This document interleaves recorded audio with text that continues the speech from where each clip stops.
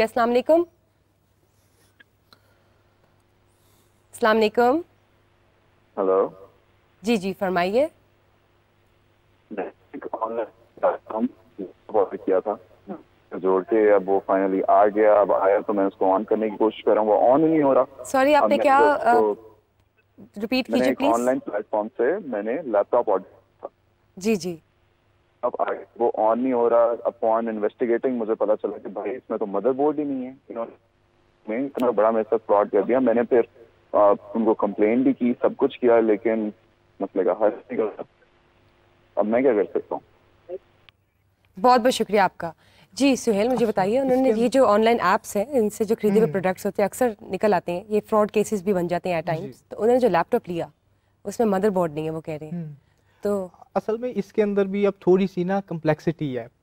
जो ऑनलाइन है ना, यहाँ पर एक चीज़ इंपॉर्टेंट है कि एक तो हम मैन्युफैक्चरर के खिलाफ कर सकते हैं और एक वो दुकानदार या एक ऐसा शख्स जो कि उस बिजनेस को डील कर रहा है उसके खिलाफ कर सकते हैं। Right. क्योंकि अभी हमने किया ना कि हु कैन क्लेम, अगेंस्ट हुम इट कैन बी क्लेम्ड, ये भी एक क्वेश्चन है। क्वेश्चन अब ये जो ऑनलाइन जो शॉपिंग जो होते हैं ना मॉल्स, या जो इन्होंने ऐप्स बनाई होती हैं, ये इनफैक्ट वहाँ पर खुद भी अपने डिस्क्लेमर लगा के अपनी लाइबिलिटीज़ को एक्सक्लूड करते हैं और ये कहते हैं जी कि ये जिन जिन कंपनी से बने ये उनके हैं, हम इसकी श्योरिटी नहीं देते कि जी इसके अंदर जो प्रोडक्ट्स हैं, although you can make a party, लेकिन इसके अंदर ऑनलाइन से ज़्यादा जो मैन्युफैक्चरर है ना, क्योंकि जो दराज या कोई भी ऑनलाइन शॉपिंग अपना है ना शॉपिंग ऐप, वो लोग इस चीज़ के एक्सपर्ट नहीं हैं। ठीक है, अब यहाँ पर जो अभी रिसेंटली जजमेंट की बात की है हाई कोर्ट की, मैं इसी चीज़ की तरफ आना चाहूँगा कि जजेस जो हैं वो ये चीज़ कहते हैं कि जब आप डिफेक्ट की बात करते हैं तो आपके लिए वहाँ पर एक्सपर्ट ओपिनियन होना लाजमी है, तब ही वो जो है ना इफेक्टिव होगी जजमेंट। ठीक है, तो इसी चीज़ को अगर हम देखें तो वो कह रहे हैं ऑनलाइन, तो यहाँ पर ये चीज़ जो होगी इट्स क्वेश्चनेबल कि क्या वो ऑनलाइन को सू कर सकते हैं या नहीं, क्योंकि वो लोग तो एक शॉपिंग ऐप है जहाँ पर उन्होंने मुख्तलिफ लोग जो है ना उन्होंने अपने अकाउंट्स बनाए होते हैं, ओपन किए होते हैं और वहाँ पर अपनी चीज़ें डिस्प्ले में लगाते हैं। असल में तो जो पर्सन है जिसके खिलाफ वो क्लेम कर सकते हैं वो है जो उसको सेल कर रहा है, जो उसका प्रोड्यूसर है बेसिकली। ठीक है, तो अब ऑनलाइन को कर सकते हैं नहीं, इट्स डिबेटेबल, और इसके ऊपर जो है ना वो इट्स अ ग्रे एरिया। कुछ जजमेंट्स हैं जो कहती हैं कि नहीं कर सकते और कुछ कहती हैं कि कर सकते हैं। यानी कि आप बहुत ध्यान रखें और एहतियात करें जब आप कोई भी ऑनलाइन प्रोडक्ट ले रहे हैं, तो ऑब्वियसली वो ऑनलाइन ले रहे हैं और आप डिस्टेंस से ले रहे हैं, आपने वो चीज़ क्वालिटी एक बार पहले देखी नहीं है और आपने जो सुनी सुनाई या देखी दिखाई बातें उस पर आप अमल करके आप अपने पैसे पहले ट्रांसफ़र करते हैं और ऑनलाइन प्रोडक्ट आप बाद में रिसीव करते हैं। तो ये ध्यान आप लोग ने खुद भी रखना है कि आप लोग के पैसे कहीं ज़ाया तो नहीं हो रहे, जो प्रोडक्ट आ रहे हैं वो वाकई जेन्युइन है या नहीं। सर जब बात करते हैं, जैसे अशर ने कोर्ट की और एड्रेस किए केसेस, ये बताइए कि जब आपने किसी के खिलाफ केस कर दिया है, एक तो ये केसेस पेंडिंग भी बहुत है, वो तो एक अलग ही कॉन्सेप्ट है कि वो पेंडिंग क्यों है। जब आपने केस कर दिया कंज्यूमर ने, तो ये बताएं वो कितने अरसे तक एग्जीक्यूट हो जाता है और क्या सज़ा होती है गिल्टी पार्टी पे? ये अनफॉर्चुनेट इशू ये है कि जब आप इसको देखते हैं the working of the court itself, तो आप जो एक कॉम्प्लेक्सिटी है वो ये है कि जो जज है, एक सबसे पहले आपको मैं बताऊं कि आप थोड़ा सा ये भी हैरान होंगे सुन के कि हमारे पास सिर्फ एक कंज्यूमर कोर्ट है पूरे लाहौर के लिए, और वो पूरे डिवीजन के लिए, पूरे डिवीजन के लिए, लाहौर डिवीजन ननकाना शेखोपुरा को भी कैटर करती है। कसूर। तो आप इमेजिन करें कि मेरे नजरिए में कम से कम 100-150 कंज्यूमर कोर्ट सिर्फ लाहौर के लिए होनी चाहिए। अब मेरा ये नजरिए में कि एक तहसील लेवल के बेसिक लेवल पे, जैसे फॉर इंस्टेंस ये बड़े शॉपिंग मॉल्स हैं, इनमें 3-4 कंज्यूमर कोर्ट्स होने चाहिए ताकि आप कंज्यूमर को मैक्सिमम फैसिलिटेट करें कि अगर उनको देर एंड देन कोई इशू होता है तो इमीडिएटली उनकी दाद रसी के लिए कोर्ट वहाँ मौजूद होगी। खैर ये तो चले एक विजुअल थिंकिंग है।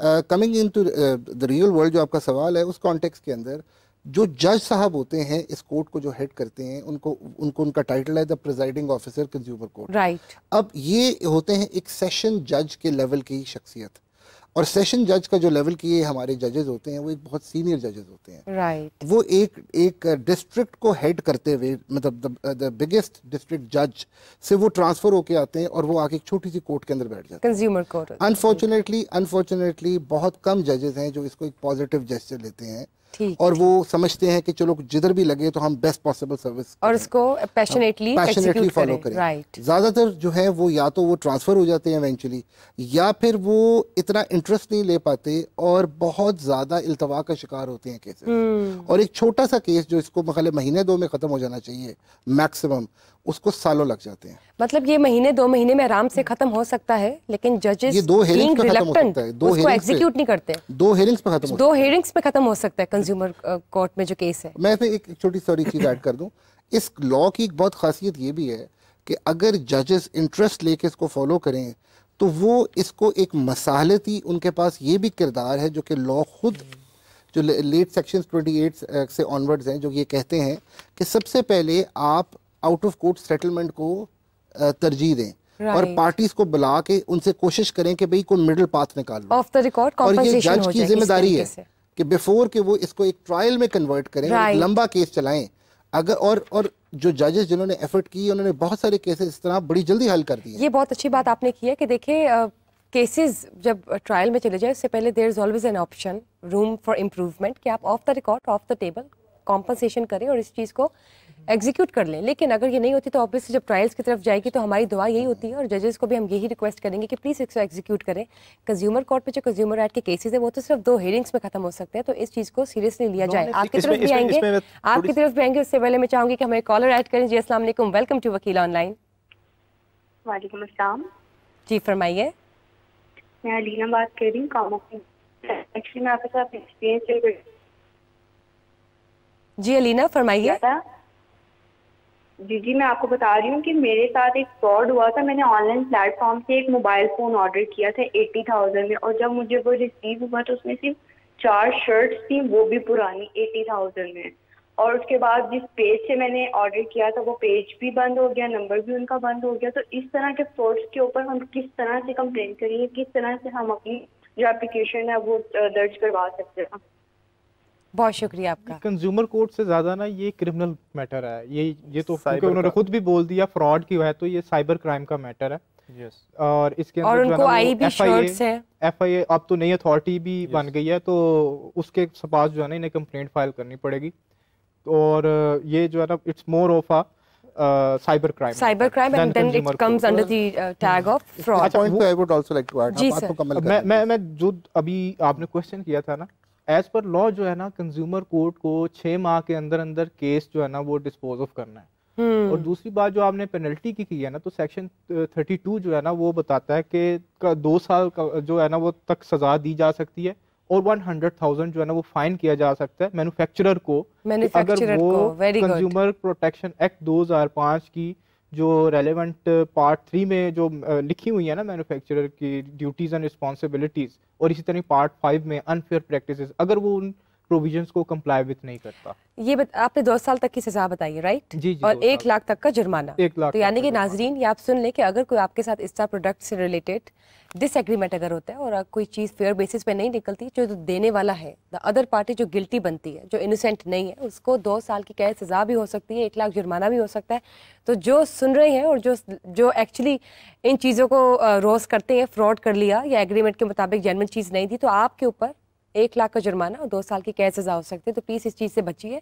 और क्यों आप लोग ने फंसना इस तरफ आना कि आपके ऊपर कोई कंज्यूमर जो है अपने राइट के लिए केस करे। सर जब आपसे बात करते हैं मुझे ये बताएं कि कंज्यूमर राइट्स में जब बिजनेसेस की बात करते हैं, वो बिजनेसमैन, वो प्रोड्यूसर्स, वो मैन्युफैक्चरर्स, वो उन सर्टन कंडीशंस पे अगर कंप्लाई विद ही ना करें तो उनको क्या सज़ा मिल सकती है, जैसे कहते हैं ना बिजनेस पॉइंट ऑफ व्यू से, अकॉर्डिंग टू लीगैलिटीज? ये सॉरी, मैं ऐसे ही कर रहा था कि इसमें ना ये जस्ट मेरे जो कॉलीग ने बात की उसमें थोड़ा ऐड ऑन मैं करना चाह रहा था कि जो ये जो कॉन्सेप्ट है ना ऑनलाइन वाला, इसकी भी एक किसी हद तक क्लैरिटी डेवलप हो चुकी हुई है कि एक कोई भी ऑफेंस मल्टीपल लॉज के अंडर बुक किया जा सकता है। जैसे उन्होंने फरमाया कि जी साइबर क्राइम का भी वो एक ऑफेंस है क्योंकि वो गलत काम कर रहे हैं। इवन कंज्यूमर कोर्ट के जज के पास ये इख्तियारात हैं कि जहाँ वो ये समझे कि ये चीज़ गलत हुई है उसको फॉलो कर सकें। दूसरी बात ये जो आपने फरमाया कि ये with regards to the manufacturers and producers, ये बहुत पर्टिनेंट पॉइंट है। आज हम जाते हैं बड़े बड़े शॉपिंग मॉल्स में जहाँ पे इन सब मैन्युफैक्चरर्स की चीज़ें डिस्प्ले होती हैं, तो उस कॉन्टेक्स्ट के अंदर 2 जिम्मेदारियाँ क्रिएट होती है, ना सिर्फ उन मैन्युफैक्चरर्स के ऊपर, उन लोगों के ऊपर जो वो डिस्प्ले भी लगा रहे होते हैं।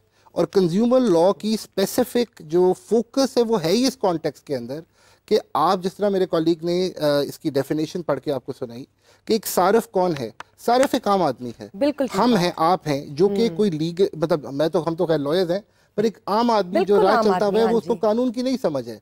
इस लॉ ने सबसे पहले एम्पावर ही उस शख्स को किया कि भाई वो जब भी जाएगा तो बिला झिझक जाके कोई भी चीज़ परचेस करेगा, इस उम्मीद के साथ कि कल को अगर मेरे साथ ज्यादती होगी तो ये कानून मेरी दाद रसी करेगा। बिल्कुल सही बात। और इसी तरह उन मैन्युफैक्चरर्स के ऊपर, ये तो कुछ स्टैट्यूटरी इन्होंने बताई, इसके अलावा भी कोर्ट के पास डिस्क्रेशन होती है in the interest of justice, वो उसे स्ट्रेच भी कर सकते हैं।